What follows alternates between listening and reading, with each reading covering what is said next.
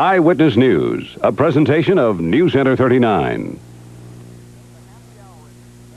The happy hour in Mission Valley was a sobering experience for some San Diegans tonight. That's because many of them were getting pulled over by San Diego police officers. Traffic officers would pull motorists over for exceeding the 25-mile-an-hour limit, then give a sobriety test. Friday night, it's happy hour. We have a lot of restaurants in the area. We're going to see if we can't stop a few folks before they have accidents. Do you think that just your presence out here is surprising a lot of people, and maybe that'll be a deterrent? They see you going into a restaurant, and maybe they won't have that one more drink. Is that part of it?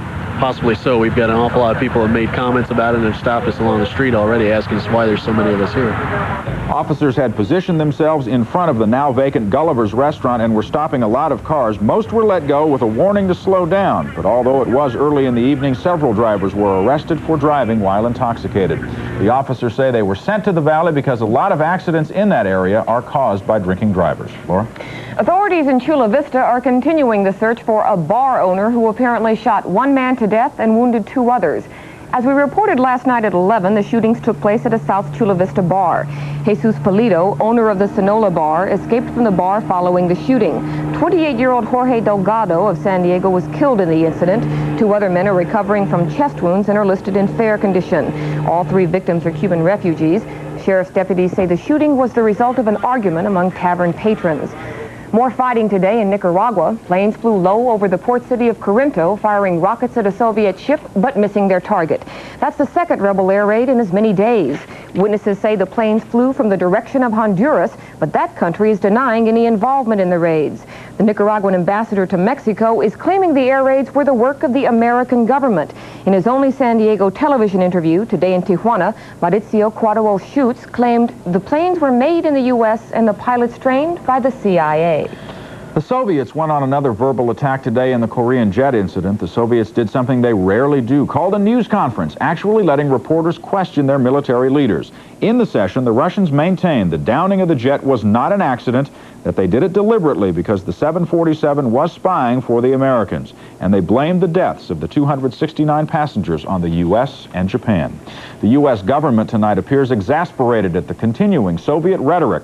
Secretary of State Schultz has repeatedly said the administration does not buy the story, and President Reagan tonight questioned his critics who are saying he isn't doing enough to get revenge. I know that some of our critics have sounded off that somehow we haven't exacted enough vengeance. Well, vengeance isn't the name of the game in this. Short of going to war, what would they have us do? The president was speaking by satellite to a Republican gathering in Scottsdale, Arizona. He told the group the U.S. will continue to press the Soviets for a monetary settlement and the rest of the world for a unified response against the Russians.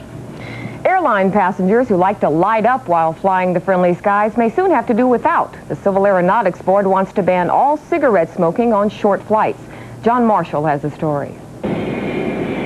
The CAB ruling is not final, but the tentative approval was by unanimous vote, enough to worry some heavy smokers aboard short airline flights. Final approval, possibly by the end of the year, would mean no one could light up on flights of an hour or less. PSA's popular one-hour flights between Los Angeles and San Francisco would become completely non-smoking. Another regional airline, Air Cal, also flies from LA to the Bay Area, the busiest air route in the nation. Health organizations are pushing for the tentative anti-smoking rules, while the Tobacco Institute likes things just the way they are. Flight 007 says he was convinced the 747 was on a spy mission. The Soviet airman who fired the rocket that killed 269 people on board the jumbo jet appeared on Russian television today. Steve Mallory reports from Moscow.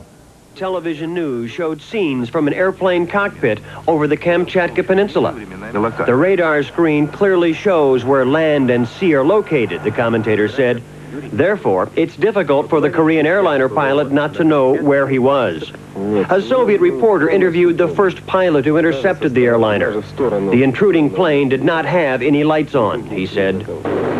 Soviet defense forces remain vigilant, huddled over radar screens on Sakhalin Island. Interceptor pilots scramble. There's an alert, the commentator says. United States planes are again trying to violate Soviet airspace. They tried 10 times this day. A Soviet television reporter interviewed the pilot who downed the Korean airliner. The pilot, not named, spoke from his base on Sakhalin Island, saying that it was hard to express the emotion he felt when he saw the intruding plane. The meaning of his life, the pilot said, was to fulfill his duty. He fired 4 warning bursts of tracer bullets across the nose of the plane, he said, flashed his lights, waggled his wings, but the intruder did not respond. The pilot said he received a clear and definite order. There was no doubt in his mind that the plane, never referred to as an airliner, was the enemy. Steve Mallory, NBC News, Moscow. Blasting Korean Airlines Flight 007 out of the sky. Had word surfaced today after the State Department revised transcripts of Soviet radio transmissions. But U.S. officials say more than 2 minutes after the warning shots were apparently fired, the pilot of the doomed plane still gave no indication